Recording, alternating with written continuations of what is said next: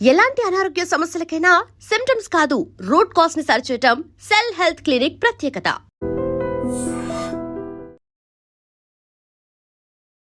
Welcome to I dream. ఈరోజు మనతో పాటు Fidicus homeopathy CEO doctor Bharadwaj గారు ఉన్నారు. మాట్లాడదాం. Hello sir, welcome to our show. Hi అండి. సార్, జనరల్గా ఒక మెడిసిన్ వాడేటప్పుడు అలోపతి మెడిసిన్ కంప్లీట్గా యూజ్ చేసేటప్పుడు హోమియోపతి కలిపి వాడొచ్చా, లేదా హోమియోపతి యూజ్ చేసేటప్పుడు అలోపతి మెడిసిన్ వాడొచ్చా? రైట్. సో ఇది చాలామంది క్వశ్చన్స్ అడుగుతారండి. మామూలుగా పేషెంట్స్ ఎలా ఉంటారంటే వస్తారు, మొత్తం కేసు అంతా తీసుకుంటాము, మెడిసిన్స్ ఇస్తాము, వెళ్ళిపోతారనమాట. వెళ్ళిపోయిన తర్వాత మళ్ళీ వాళ్ళకి మెడిసిన్ వేసుకునే ముందు డౌట్ వస్తుంది. సార్, మేము వేరే మెడిసిన్స్ వాడుతున్నాము, మేము అది మీకు చెప్పలేదు, మర్చిపోయాము, ఆ మెడిసిన్స్ వాడేటప్పుడు హోమియోపతి వాడచ్చా అంటారు. ఏం ప్రాబ్లం లేదండి. హోమియోపతి వర్క్ చేసే ప్లేన్ వేరే, అలోపతి వర్క్ చేసే ప్లేన్ వేరే.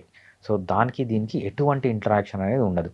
హోమియోపతి వాడేటప్పుడు అలోపతి వాడచ్చు, అలోపతి వాడేటప్పుడు హోమియోపతి వాడచ్చు. ఫర్ ఎగ్జాంపుల్, మీరు హోమియోపతి ట్రీట్మెంట్ తీసుకుంటున్నారు, రైట్? మేబీ షుగర్ ఉందో, బీపీ ఉందో, లేకపోతే థైరాయిడ్ ప్రాబ్లం ఉందో, ఫైబ్రాయిడ్స్ ఉన్నాయో, మీరు హోమియోపతి ట్రీట్మెంట్ తీసుకుంటున్నారు. సడన్గా మీకు ఒక ఫీవర్ వచ్చింది, లేకపోతే హెడేక్ వచ్చింది, లేకపోతే ఎక్కడన్నా జర్నీ చేసేటప్పుడు ఏమైనా దెబ్బ తగిలింది, ఏ ప్రాబ్లం లేకుండా అలోపతి మెడిసిన్ అనేది వాడచ్చు.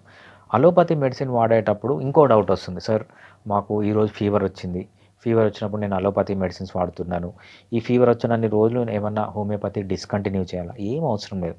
హోమియోపతి పని హోమియోపతి చేసుకోబోతుంది, అలోపతి పని అది చేసుకోబోతుంది. హోమియోపతి వాడేటప్పుడు ఏ ఎమర్జెన్సీ వచ్చినా అలోపతిక్ మెడిసిన్ వాడచ్చు. ఆ ఎమర్జెన్సీలో కూడా హోమియోపతి కంటిన్యూ చేయొచ్చు. ఎటువంటి ప్రాబ్లం అనేది ఉండదన్నమాట. ఓకే, చిన్న పిల్లలకు హోమియోపతి అనేది ఎంతవరకు సేఫ్?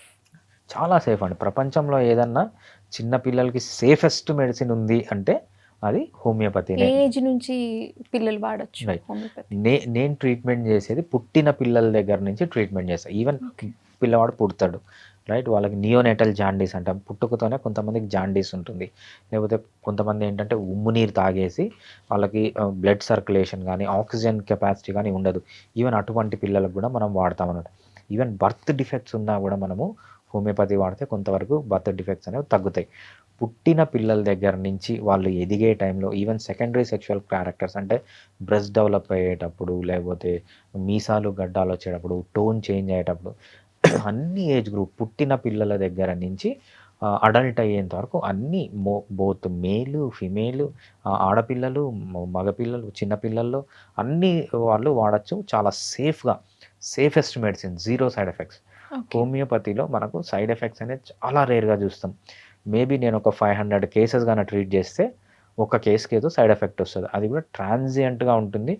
మనం ఏదర్ మెడిసిన్ చేంజ్ చేసినా, లేకపోతే మెడిసిన్ వాడడం ఒక 2 రోజులు ఆపేసినా, లేకపోతే మెడిసిన్ డోస్ చేంజ్ చేసినా అది కంప్లీట్గా తగ్గిపోతుంది. పర్మనెంట్గా లివర్ డ్యామేజ్ కావడము, కిడ్నీ డ్యామేజ్ కావడము, బోన్స్ డ్యామేజ్ కావడము, నర్వ్స్ డ్యామేజ్ కావడము, లేకపోతే పర్మనెంట్గా దానికి అడిక్ట్ అయిపోవడము, ఇట్లాంటివి హోమియోపతిలో ఎటువంటి సైడ్ ఎఫెక్ట్స్ అనేవి చిన్నపిల్లల్లో కానీ పెద్దవాళ్ళలో కానీ చూడం. ఓకే, సో స్ట్రెస్, యాంగ్జైటీ, నిద్రలేమి సమస్యలతో బాధపడే వాళ్ళకి ఈ హోమియోపతి అనేది ఏ విధంగా హెల్ప్ అవుతుంది? రైట్. ఈ స్ట్రెస్, యాంగ్జైటీ, స్లీప్, మనం స్ట్రెస్, యాంగ్జైటీ ఒక దగ్గర తీసుకోవచ్చు అనమాట. స్ట్రెస్, యాంగ్జైటీ వల్ల ఏం జరుగుతుంది మెయిన్గా అంటే మనకు బాడీలో ఎక్కువ కార్టిజాల్, అడ్రినలిన్ అనే పదార్థాలు రిలీజ్ అయిపోతాయి. మన బాడీలో మనం నర్వస్ సిస్టమ్ తీసుకున్నప్పుడు దీన్ని ఫిజియలాజికల్గా 2 రకాలుగా డిఫరెన్షియేట్ చేస్తామన్నమాట.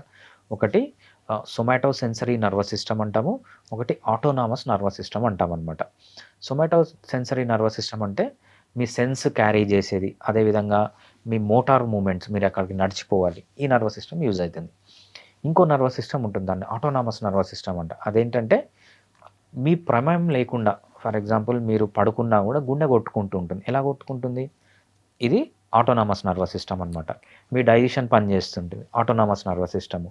మీ రెస్పిరేషన్ చేస్తూనే ఉంటారు, ఆటోనామస్ నర్వస్. ఆటో అంటే సెల్ఫ్ మోడ్లో ఉండే నర్వస్ సిస్టమ్. దీంట్లో మళ్ళీ 2 రకాలు ఉంటాయి, ఒకటి పారాసింపాథిక్, సింపాథిక్ అని. ఎప్పుడైతే దీంట్లో ఉన్న సింపాథిక్ నర్వస్ సిస్టమ్ స్టిమ్యులేట్ అవుతూ ఉంటుందో అప్పుడు మీకు ఏంటంటే యాంగ్జైటీ, స్ట్రెస్లోకి వెళ్తారనమాట. హోమియోపతిలో ఎక్సలెంట్ మెడిసిన్స్ ఉన్నాయి. మనము ఈ స్ట్రెస్ని 2 రకాలుగా acute stress, chronic stress, medium stress అని 3 రకాలుగా విడగొట్టి దానికి తగ్గట్టుగా ట్రీట్మెంట్ ఇస్తాం. అక్యూట్ స్ట్రెస్ ఉంటే ట్రీట్మెంట్ వేరే, మీడియం స్ట్రెస్ ఉంటే ట్రీట్మెంట్ వేరే, క్రానిక్ స్ట్రెస్ ఉంటే ట్రీట్మెంట్ వేరే. సో మనం ఏంటంటే ఈ స్ట్రెస్ అనేది ఎక్కడి నుంచి వస్తుందంటే మోస్ట్లీ ఎమోషనల్ ప్రాబ్లమ్స్. మనకు 5 బేసిక్ ఎమోషన్స్ ఉంటాయి. ఒకటి ఫియర్, భయము, యాంగర్, కోపము. ఇంకొకటి ఏంటంటే డిస్గస్ట్ అంటాం అనమాట. ఎవరిపైన విరక్తి, ఎవరంటే ఇష్టం లేనప్పుడు కూడా మనకు స్ట్రెస్లోకి అనేది వెళ్తాం. అది కూడా ఒక టైప్ ఆఫ్ స్ట్రెస్. తర్వాత సాడ్నెస్, బాధ అనేది కూడా ఒక స్ట్రెస్. ఎంజాయ్మెంట్ అనేది కూడా ఒక స్ట్రెస్ అనమాట. ఇట్లాంటి 5 రకాల స్ట్రెస్సులు ఉంటాయి. ఈ పర్టికులర్ మనిషికి దేనివల్ల స్ట్రెస్ వస్తుంది?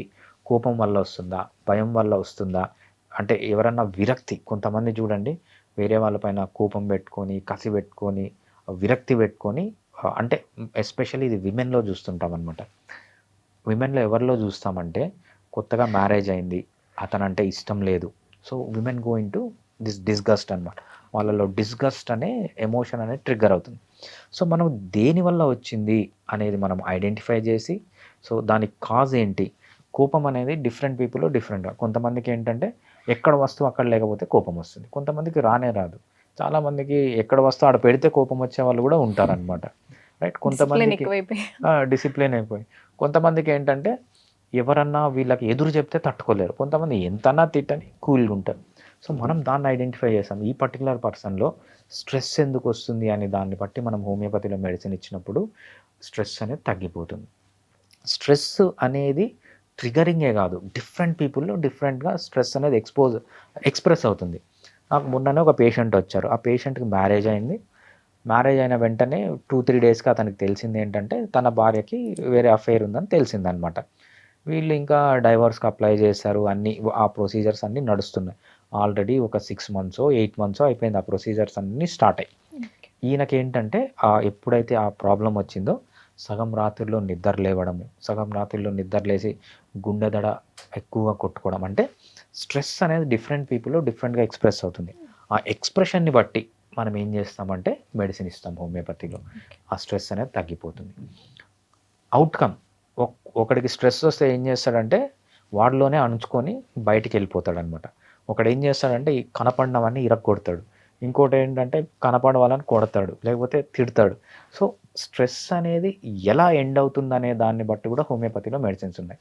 స్ట్రెస్ ఎలా ట్రిగ్గర్ అవుతుంది, స్ట్రెస్ ఎలా ఎక్స్ప్రెస్ అవుతుంది, స్ట్రెస్ అనేది ఎలా ఎండ్ అవుతుంది అనే ఈ 3 పారామీటర్స్ కనుక మనం తీసుకొని హోమియోపతిలో స్పెసిఫిక్ మెడిసిన్స్ ఇస్తే ఆ మనిషికి ఆ స్ట్రెస్ అనేది తగ్గిపోయి హ్యాపీగా ఉంటాడనమాట.